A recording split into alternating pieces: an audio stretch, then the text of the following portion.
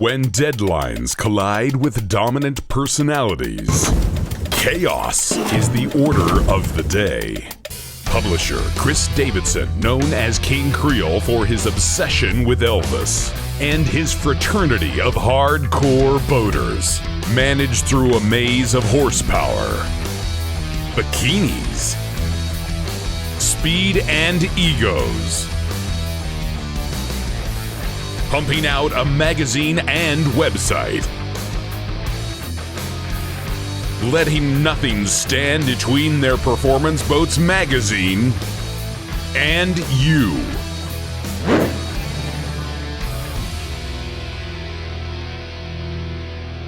All right, guys, let's get going. We're running out of time. Brett, you're gonna run interviews with the manufacturers, run the north side. Earl, JW, you guys run the south side, that way you guys don't crisscross. The Desert Storm event for the magazine, it's probably in the top 3 events as from a standpoint of significance.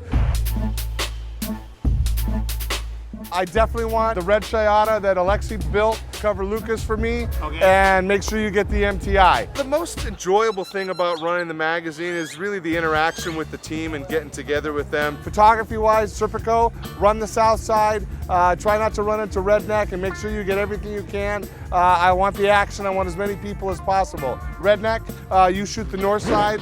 I have got to get the photography in by next week. Otherwise, there is no magazine. There is no coverage on the website. I'm counting on the coverage for the guys to get me all that content now.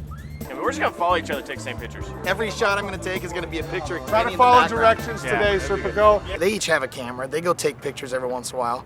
They go click, click. You know, they just doing little things. They don't. I'm doing something at a different level than they are. I got it. Look at that.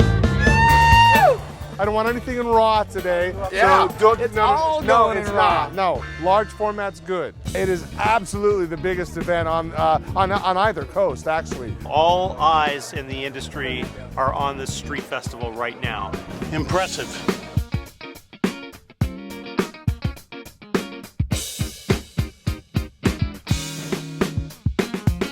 Some of their deadlines are absurd. Brett, how You don't even know how to take your photography? camera out of the little running man. Right. Between him and Brett and their deadlines, it's irritating sometimes. They don't get what we do. So how long are you going to take to get him the photos? If you shot it large? When I get to it. Right. He's a great photographer, and I don't throw around the word great very often, but he sucks when it comes to turning in the material. I have the entire magazine here, except for Desert Storm. You see, we put out a magazine every month, and in order to do that, I need to have the photos from you. If you shot in large, you could have them tomorrow. If you shoot in RAW, we'll get them next year. Next month. I'm going to take 10 pictures all day. Between Todd and Redneck, they really are the heart of the magazine. Here at the boat shows, you kind of learn how to move booth to booth, get beers. Redneck's only been on the team. He's really what we would call a rookie, but he's the hardest working guy probably on the team. Slave labor. Serpico as well. I can literally count on them to do anything, anytime, anywhere.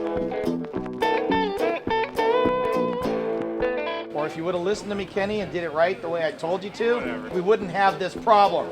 You guys were getting along the other night. What was that all about? We're working along or weren't? You were not when we were loading up after He's a whiny little bitch. I would not want to be Chris.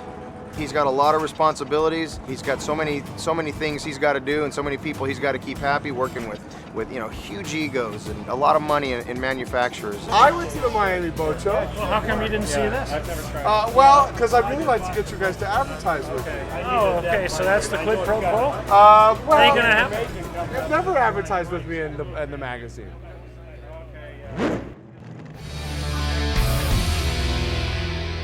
Chris has always had some real problems.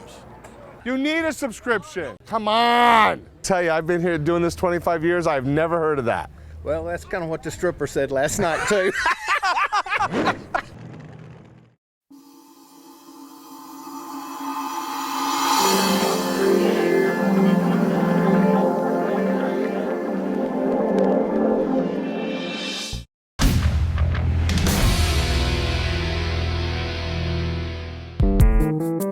Chris has always had some real problems. We had a deal at Eliminator that when we saw Chris come in the front door, we went and told the owner, Bob Leach, that Chris Davidson was here, and he'd go out the other door, so he didn't have to deal with the advertising crap that Chris was about to lay on him. What do I have to do to get you back, at least on the website? You're gonna put me on the spot. I don't know. Do I have to talk to this while I've got a camera in my No, face? I'll make sure this gets cut out. Print or web? Which way would I talk? All right, so I'm talking to web. So a regional banner, can I get you to do the regional banner for $200 a month? I'll think about it. All right, when Call me when I get back. I'll call you when I get back. It's good seeing you. I'll sign you up right now. Special, and you get a free t-shirt. Lake edition, so you're all set. I need $28, please. There's a lot of pressure on him, and he handles it pretty poorly. I don't want any trash in here. I was already cleaning up crap. I've got bottles all over the place already. Hey, Lenny, if you're not here in the next 10 seconds, you guys are fired.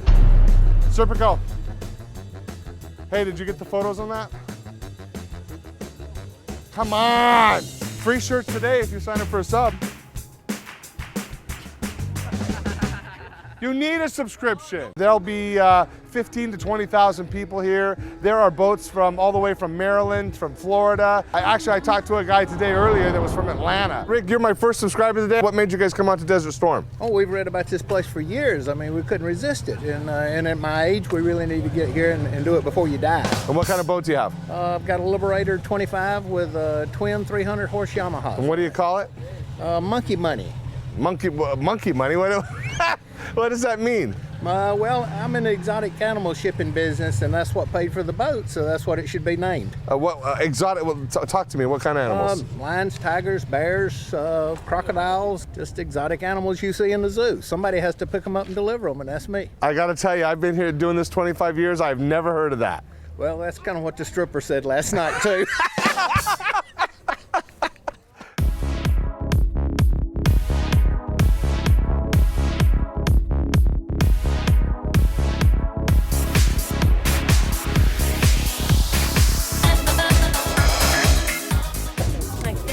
It is nice. I was sweating this morning when it was pouring rain out. 8 in the morning, it was pouring rain here in Havasu, and I think we were all a little nervous that this event could well have been washed out. But by 9:30, 10 o'clock, turned out we had nothing to worry about. The skies cleared, sun came out, and it's a beautiful day.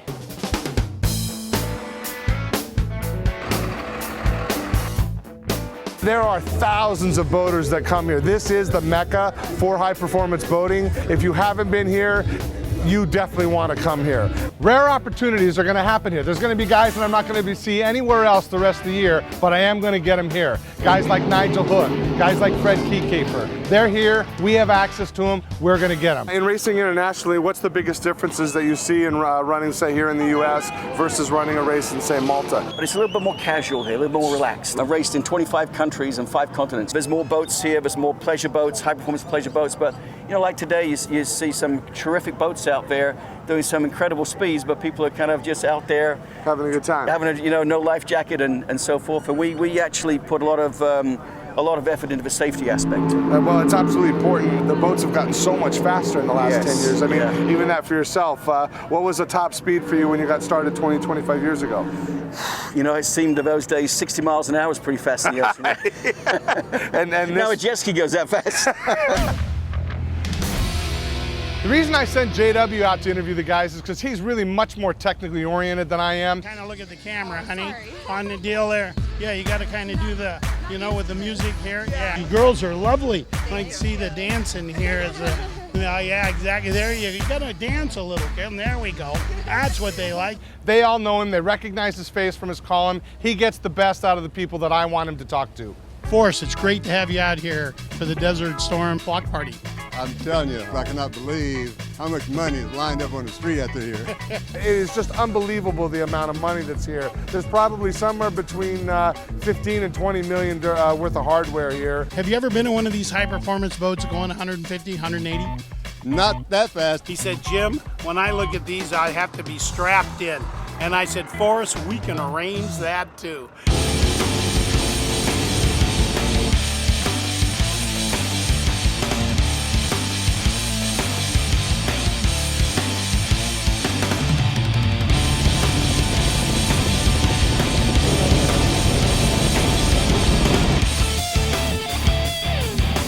We're here with Alexi Sahagian, owner of Boost Power Marine. Tell us about the boat that you put together. This is a 21-foot Shootout River Cruiser V-Drive, the ultimate super cruiser we call it. We decided to do a crazy engine combination, 2,400 horsepower compound supercharged all aluminum lightweight engine.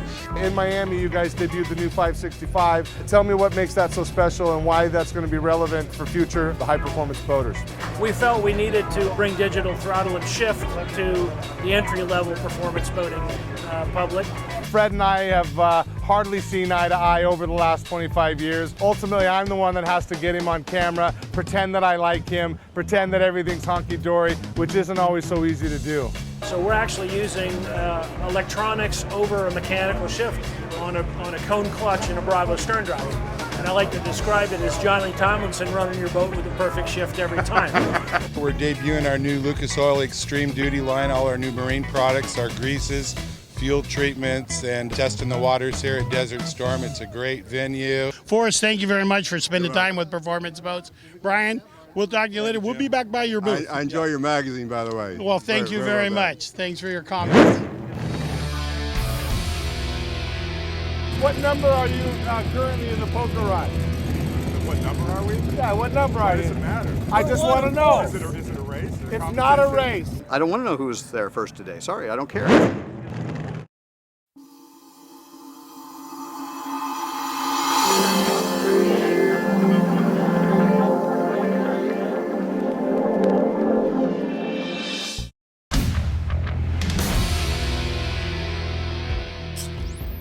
So poker run's taken off.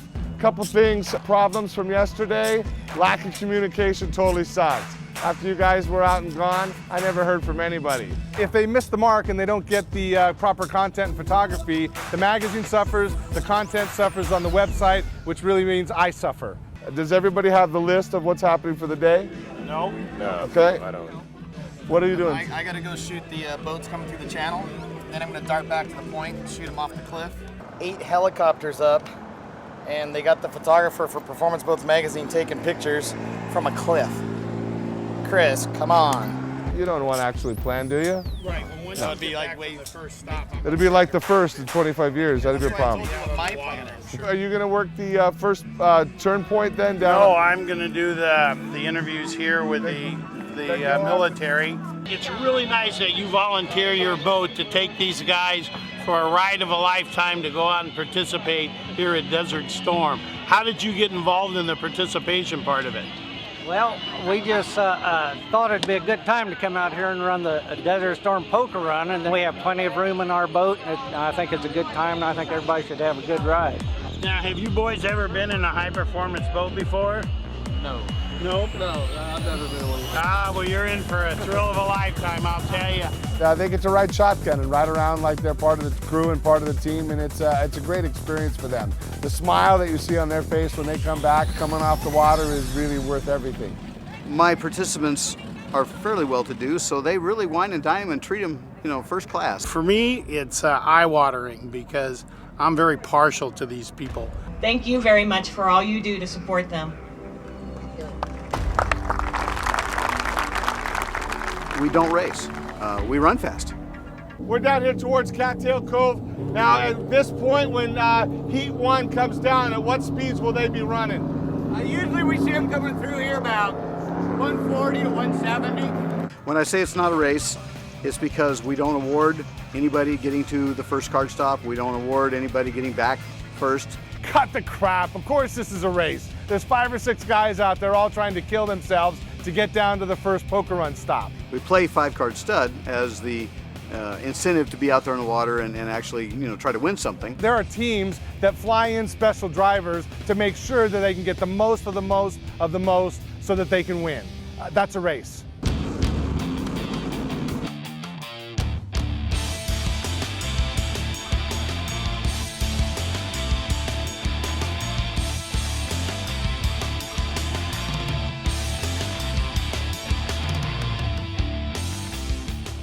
We're here at the 2012 Desert Storm Poker Run. We're en route south down to Havasu Springs to find out which boats broke. The CRC boat was originally looked in around 3rd or 4th place.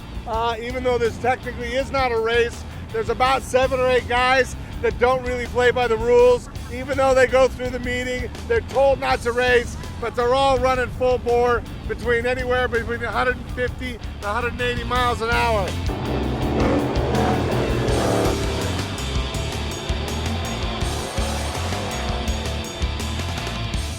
There were about 6 boats grouped together as they passed us, just past Cattail Cove.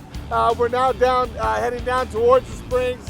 The only boat that headed back north about 5 minutes ago was Mike DeFries and Team CRC. So it'll be interesting to find out who will run in positions 2 through 5 on the way back. I don't want to know who's there first today. Sorry, I don't care. You know, that's not the emphasis. The emphasis is to be out and have a good time. What happened? Why? You broke a blower belt? So I'm with Mike and Larry Bobbitt in their 40-foot skater. Where were you guys in position when you came south? All 3 of us right in a row. Neck and neck? And Predator us and Tony in the PCB. With Brad Schoenwald, Trace Martin out. If there's anybody out here that should be following the rules, it should be you. And we are following the rules, aren't we? Now, what number are you currently in the poker run? What number are we? Yeah, what number are you? Doesn't matter. I just want to know. Is it a race? It's not a race. I have no idea what number we are. Watch corners. Good luck, guys. Thank you.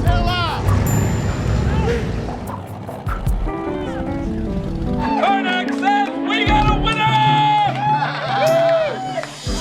Oh, the house almost wins. What the hell?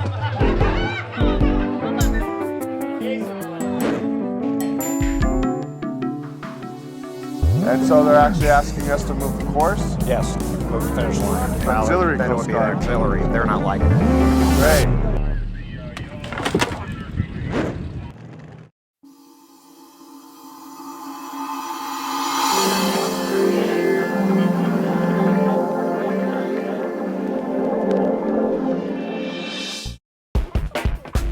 The shootout is just that. It's a single event, a single boat at a time, run against a radar boat. We stage it in a 2-mile course area.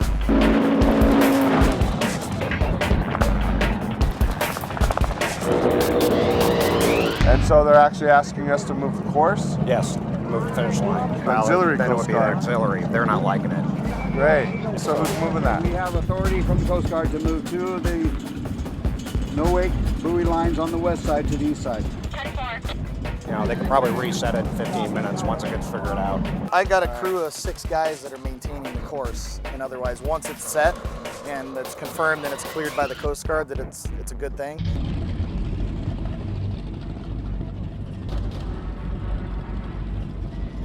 They're going to need you to spin your motor on it.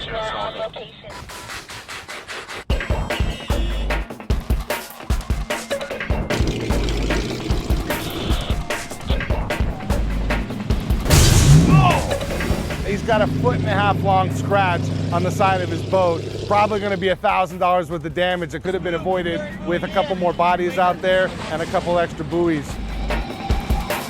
The waters are very rough. Postponed the shootout, and a lot of people are just sort of sitting around waiting for something to happen. You guys just mill here until we get the course set, and you'll be next to go, okay? You got it. Just keep us posted.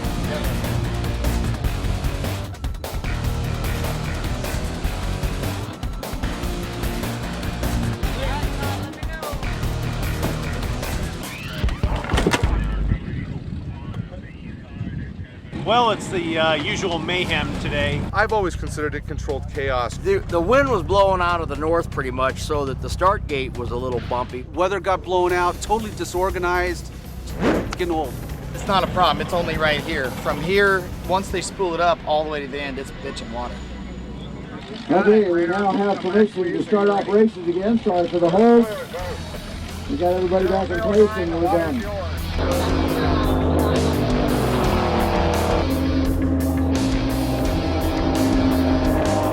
157, yeah, that boy had her aired out. South end clear.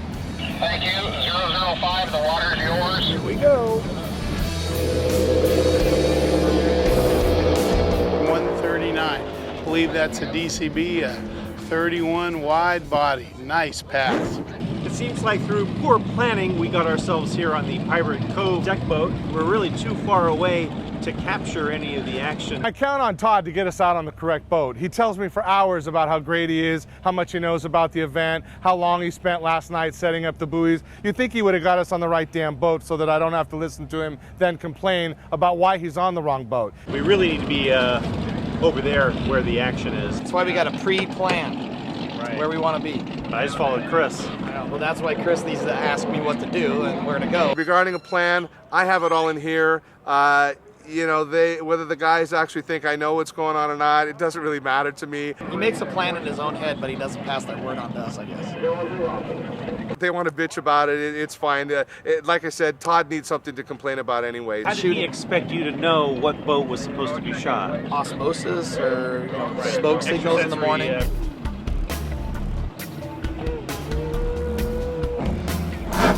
It's like a train with all the smoke coming out. The fire, we got a fire. Are we still clear? Negative, close course. We got a participant drifting and on fire. Boat 11, we're at the boat with the fire extinguisher. He might have had an oil fire or something, but when he left the start gate, there was a big cloud of black smoke that was handled pretty quickly down there, and everybody's okay.